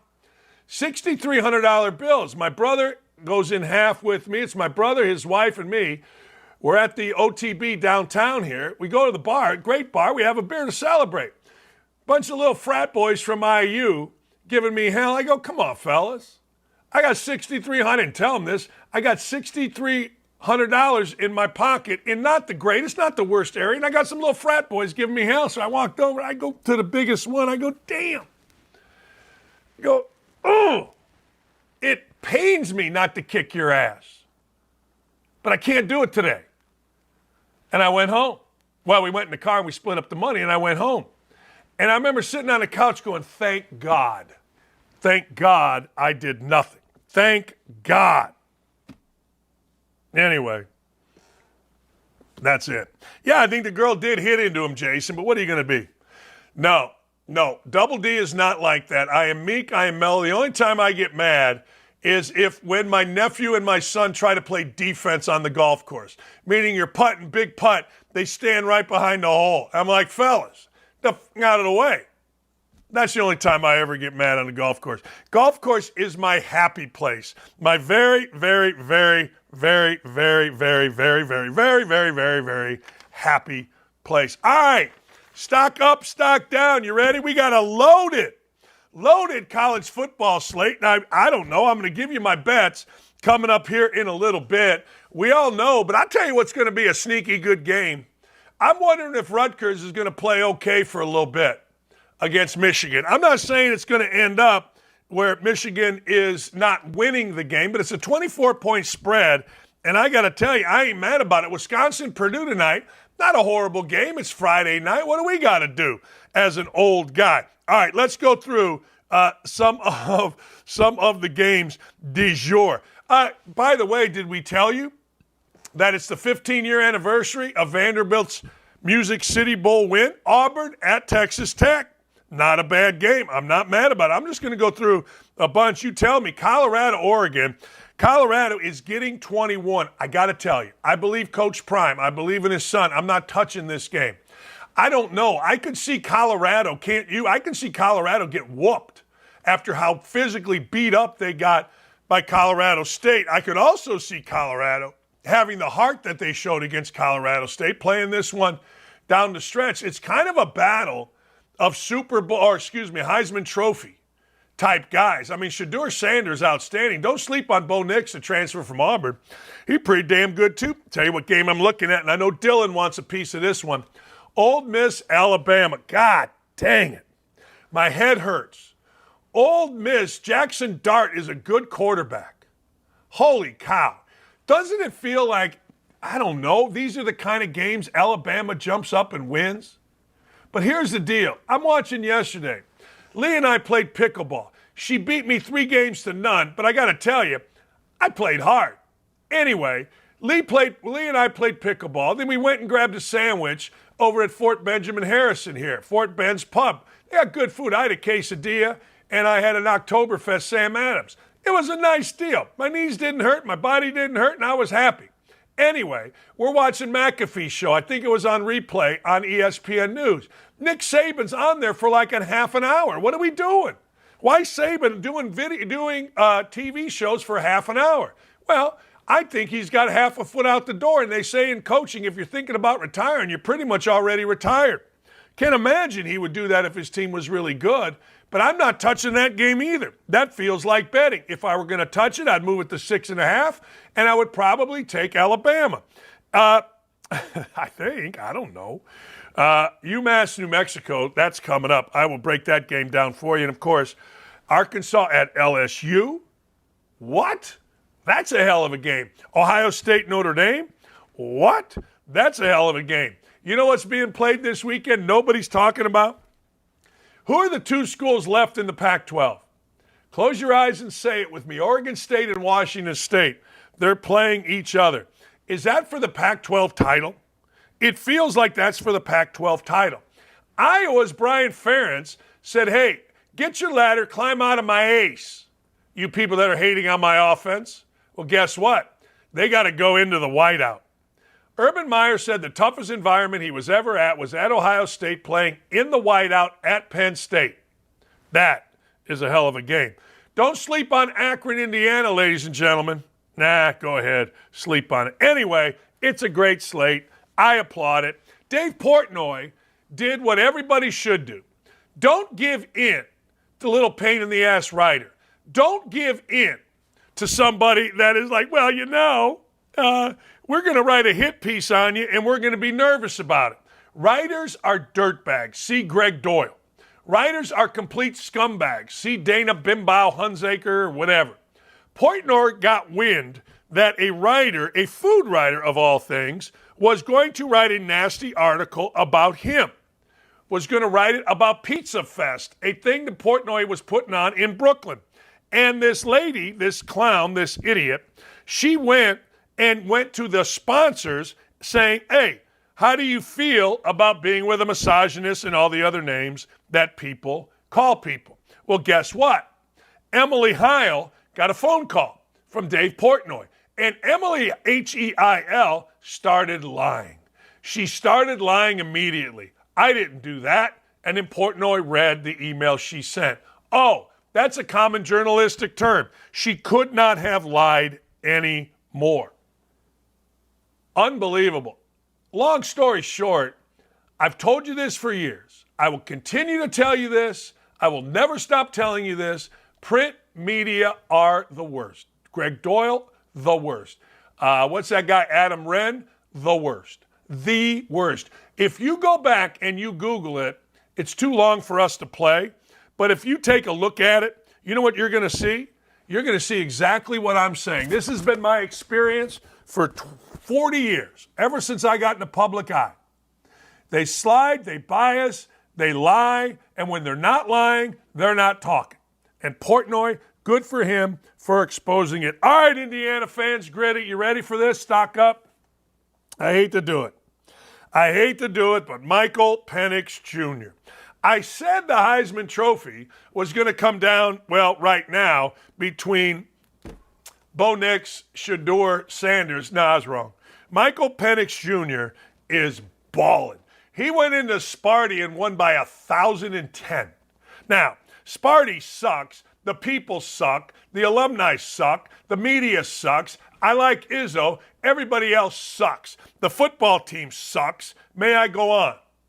Yeah. Well, Michael Penix Jr., listen to this. He's throwing for 74%, 1,300 yards already, 12 yards per throw, 12 touchdowns, 1 interception, a quarterback rating of 206.6. Now, last year he was great, but he only had a quarterback rating of 151.3, which was as good as any in the country. Now he's up to 200. Indiana fans, oh boy, stretching out to beat Penn State for the first time in 1,000 years. Michael Penix beating Michigan. Michael Penix getting hurt constantly. And I always said about Michael Penix, he's going to be a great quarterback when he gets some meat on his bones. He was very thin, very, very thin and prone to injury. Indiana fans, it's got to be killing you. It's killing me. I've been an Indiana fan since I saw Terry Jones play quarterback in 1973. Dan Jakovich from Calumet High School was on the team. My dad was a principal at Calumet High School. We drove down for homecoming, went to go see The Fifth Dimension. Saw Kent Benson in the movie theater. No, he didn't. In the student union. I'm an Indiana football fan. Michael Penix, you started at Tennessee. Tennessee didn't want you. You came to Indiana. We loved on you. You betrayed us, and you went to Washington. Can't blame you, but it doesn't mean I got to be happy about it. No. Stock down, ladies and gentlemen. Karine Jean-Pierre, the power lesbian, is at it again, just lying.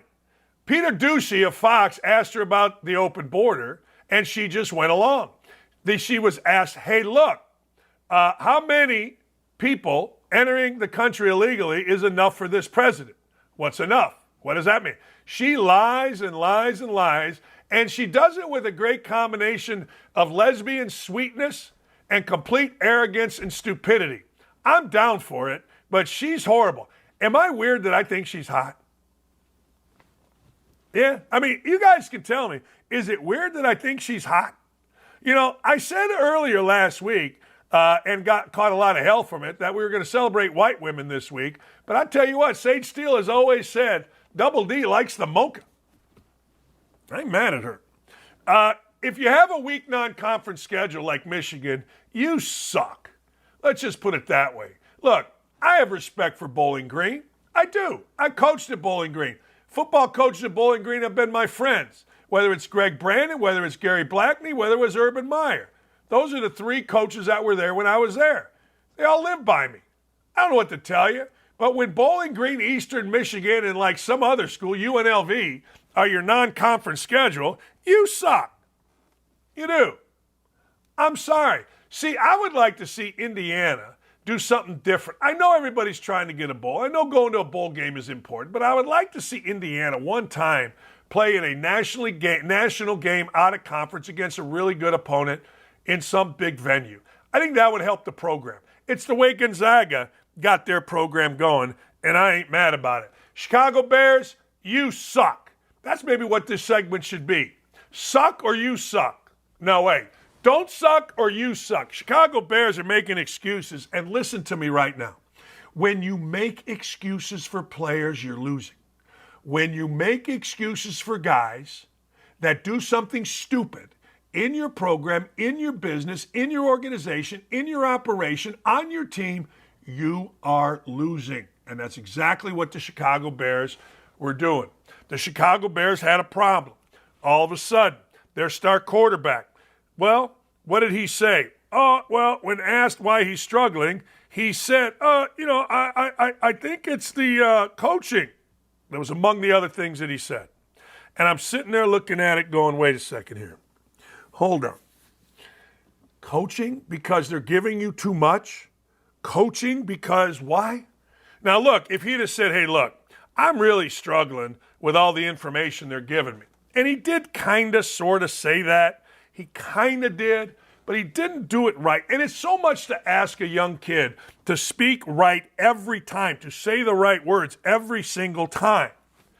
But the Bears shouldn't make excuses. I understand you got a franchise quarterback. I understand you got to kiss everybody's ass. But Ryan Poles is new. He's got some leeway here. He's got some leverage. The coach, Eberflus, does not. But they started making excuses for him, right? They did. They said no one in our entire building, none of our coaches see Fields as a finger pointer at all. Well, he just did. This is what drives me nuts. We don't see him as that. Okay. But that's what he is. And that's what he did. And I'm sitting there going, wait, did I read this right? He said coaching, and now he's not a finger pointer?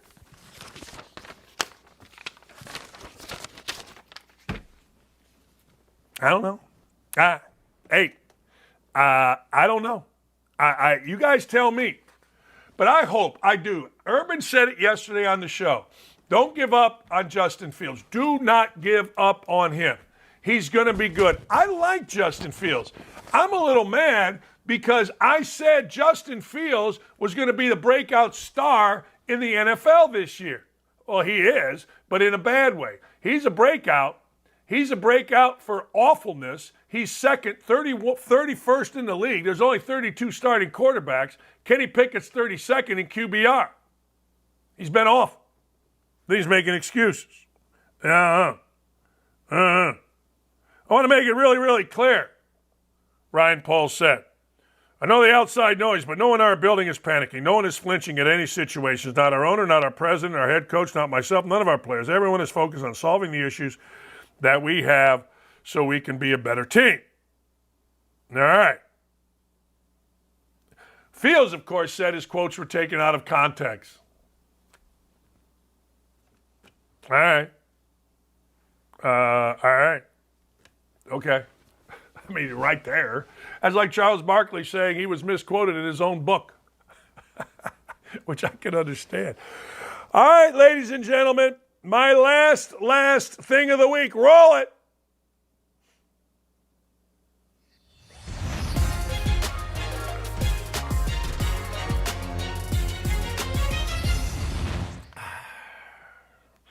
All right, ladies and gentlemen, I got to get ready for this.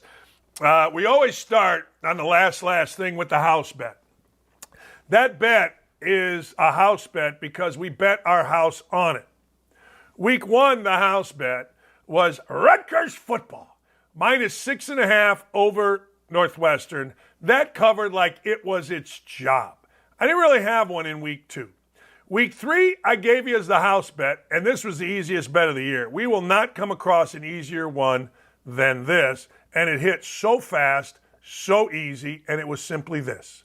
Nebraska at home, -11 against Southern Illinois. I think Nebraska is still scoring in the second half. I think Southern Illinois is down to trainers and managers. I think the game continues at 6,000 to 2. That was easy. So drum roll, please. House bet this week, Maryland. Now, it pains me to bet on Maryland because Maryland has America's idiot, Mike Locksley, as the coach. You don't believe me? You think I'm being racist? You think I'm being anti-something? Look up the job he did at New Mexico. 1-32, assaulted a coach, sexual assault charges by the secretary or people in the program, his recruit, his son, apparently in a car together getting arrested for DUI. In his car. His car. So he goes and gets cleansed by Alabama's Nick Saban. And after getting cleansed, he is now at Maryland. He's the pride of the DMV. Yeah, okay, great. Whatever. But I think they got a talented team. Tua Tagovailoa's brother, Tulia, is pretty good. He's not great, but he's pretty good. Michigan State, ladies and gentlemen, stinks. Michigan State lost last week by as many points as they wanted to put on. If Washington wanted to put 100 points up, they could have. They scored 41 points. Michael Penix only played in the first half. And I don't think that makes it any better, particularly now, this week with the news that Mel Tucker is now suing the university. Mel Tucker is saying there are reasons other than my phone sex antics that they're trying to get rid of me. For anything, that can be anything, but most people in this day and age take it as there are race reasons. That does not make the locker room happy. So I think Maryland is going to cover the 6.5. I moved the line from 7.5 to 6.5. You got to pay more juice. But this is my house bet. This is the game I'm betting the most money on. In fact, if this game wins, then my other games don't even matter. I watched Michigan last week.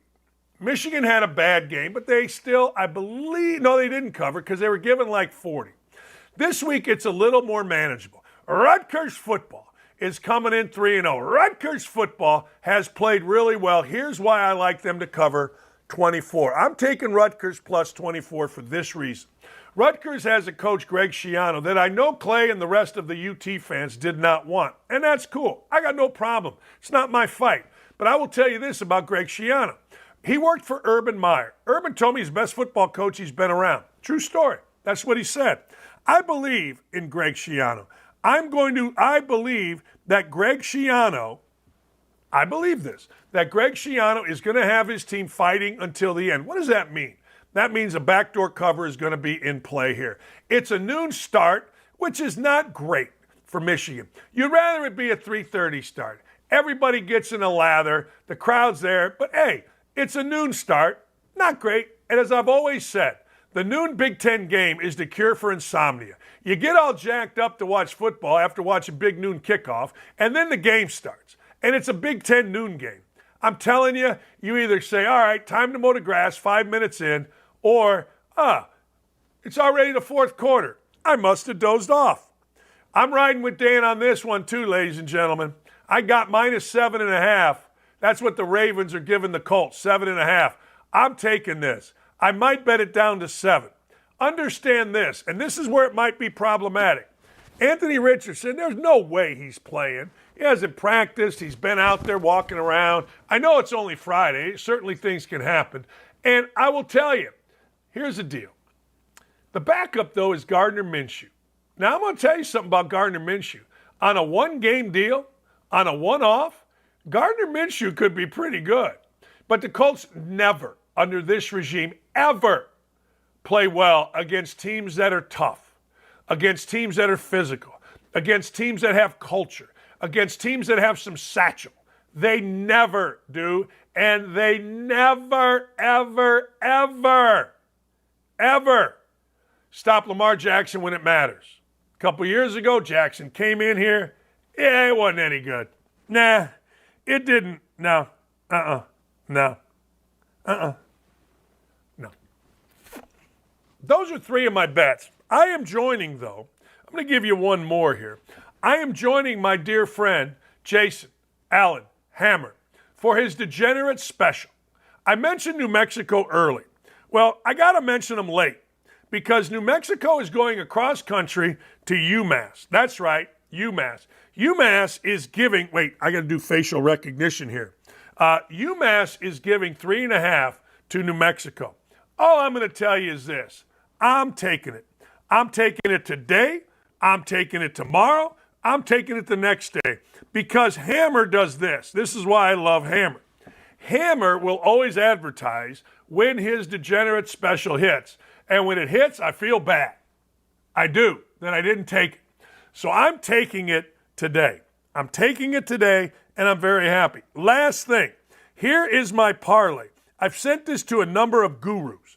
I'm not mad at this parlay. Fade it if you'd like, but don't, because you're going to win some money. You ready? Here's the parlay.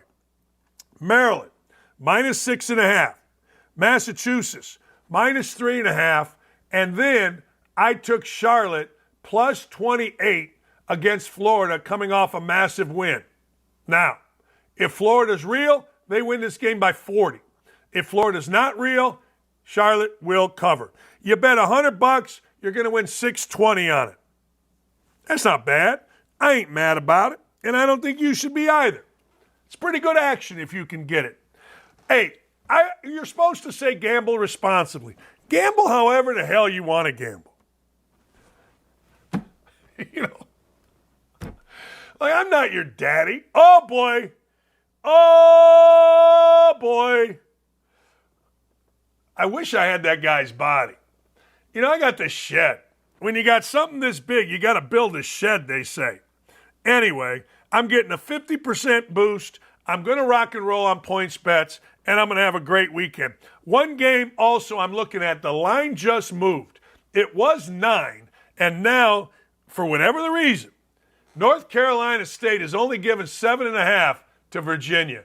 Virginia will play them tight at Virginia tonight for about a half, and then they'll go away. I'm assuming they'll cover the 7.5. And last thing, I don't buy the new coach at Purdue. He had a good win against Virginia Tech, so I'm not hating on him. But I do buy Luke Fickell. Luke Fickell wasn't making excuses. Some of his guys, please keep that up and send that picture to me, please. Luke Fickell is going to rout Purdue tonight. 5.5 with only 8% juice. That ain't enough. Bet safely or bet your face off and go to the poorhouse. That's on you. Thanks, Nick. Thanks, Nick, too. Dylan, Ryan, you guys are awesome. Not kind of awesome. You guys are all awesome. Nick and Nick, too. Aaron, you're the best, of course. Gary, thank you. Of course, we thank Clay. I missed Haley's smiling face today. Katie, Beth the Booker. If I missed anybody, I'm sorry. Have a great, great weekend. Your weekend starts now. Enjoy the living hell out of it. See ya. Hey, you too.